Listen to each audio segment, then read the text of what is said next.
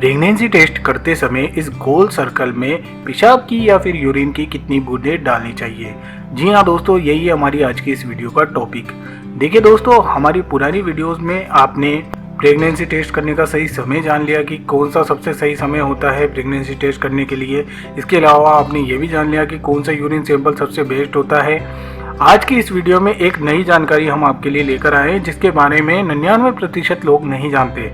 देखिए दोस्तों, जब भी आप प्रेगनेंसी टेस्ट करते हैं तो वो गोल सर्कल में यूरिन तो डालते ही हैं, लेकिन कभी इस बात पर आपने गौर नहीं किया कि ये जो यूरिन की बूंदें हम डाल रहे हैं ये कितनी डालनी चाहिए। एग्जैक्ट फिगर इसका क्या है, क्या बहुत ज़्यादा डाल देंगे या बहुत ज़्यादा कम डाल देंगे तो इससे क्या प्रेगनेंसी टेस्ट पर असर पड़ता है, तो इसी की जानकारी मैं आपको देने वाला हूँ। तो दोस्तों, वीडियो स्टार्ट करने से पहले छोटी सी रिक्वेस्ट है कि अगर वीडियो अच्छी लगती है तो वीडियो को लाइक कर देना, और अगर आप लोग नए हैं तो चैनल को सब्सक्राइब करके बेल आइकन को जरूर दबा देना। अब दोस्तों, वीडियो में आगे बढ़ूं उससे पहले 2 इंपॉर्टेंट टिप्स मैं आपको दे देता हूं वीडियो शुरू करने से पहले, जो कि जानना आपके लिए सबसे ज़रूरी है। देखिए दोस्तों, प्रेगनेंसी टेस्ट की शुरुआत करने से पहले एक बात का ध्यान रखें कि पहली चीज़ तो मॉर्निंग का फर्स्ट यूरिन सैंपल ही यूज़ करना प्रेगनेंसी टेस्ट करने के लिए। वो क्यों? वो इसलिए क्योंकि प्रेगनेंसी टेस्ट किट क्या होते हैं, ये एसीजी हार्मोन को मापकर हमें रिजल्ट बताते हैं।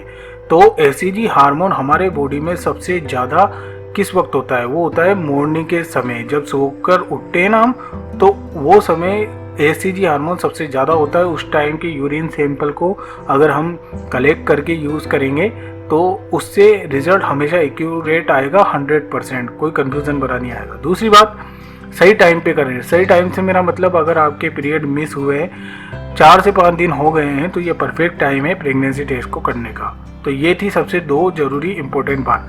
अब बढ़ते हैं हमारे मेन टॉपिक पर, गोल सर्कल में कितनी बूंदें हमें डालनी चाहिए। तो दोस्तों, बूंदें कितनी डालनी है इस गोल घेरे में, उसका सबसे सटीक जवाब ये है कि ये सिचुएशन के अकॉर्डिंग निर्भर करता है। देखिए, मैं आपको बताता हूँ बहुत ही क्लियर तरीके से, बहुत ही आसान तरीके से। मान लीजिए आप सवेरे के फर्स्ट यूरिन सैंपल से अगर आप प्रेगनेंसी टेस्ट कर रहे हैं तो उस समय आपको उस यूरिन में से केवल 2 या 3 बूंदें डाल लेंगे इस गोल घेरे में तो आपका काम हो जाएगा। आपको 100% एक्यूरेट रिजल्ट मिलेगा, क्योंकि उस समय जैसा कि मैं पहले बता चुका हूँ कि एसीजी हार्मोन बहुत ज़्यादा होगा यूरिन सैंपल में, तो सुबह के टाइम 2 बूंदें ही काफ़ी है। अब बात करते हैं दोपहर तक के टाइम की। देखिए, दोपहर तक का जो टाइम होता है उस समय तक एसीजी हार्मोन का लेवल कम हो जाता है, उसकी मात्रा कम हो जाती है शरीर में। तो ऐसी सूरत में आपको कम से कम 4 या 5 बूंदें डाल देनी चाहिए इस गोल घेरे में।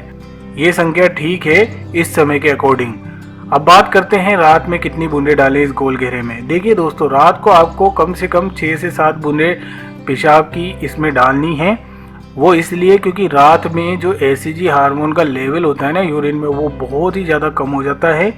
ऐसी सूरत में आपको कोशिश करनी है कि थोड़ा ज़्यादा बूंदें डाल दें। तो 6 से 7 बूंदें डालेंगे वो ठीक है, इससे ज़्यादा बहुत ज़्यादा भी मत डालना, नहीं तो उससे भी इफेक्ट पड़ेगा आपकी प्रेगनेंसी टेस्ट किट के रिजल्ट पर।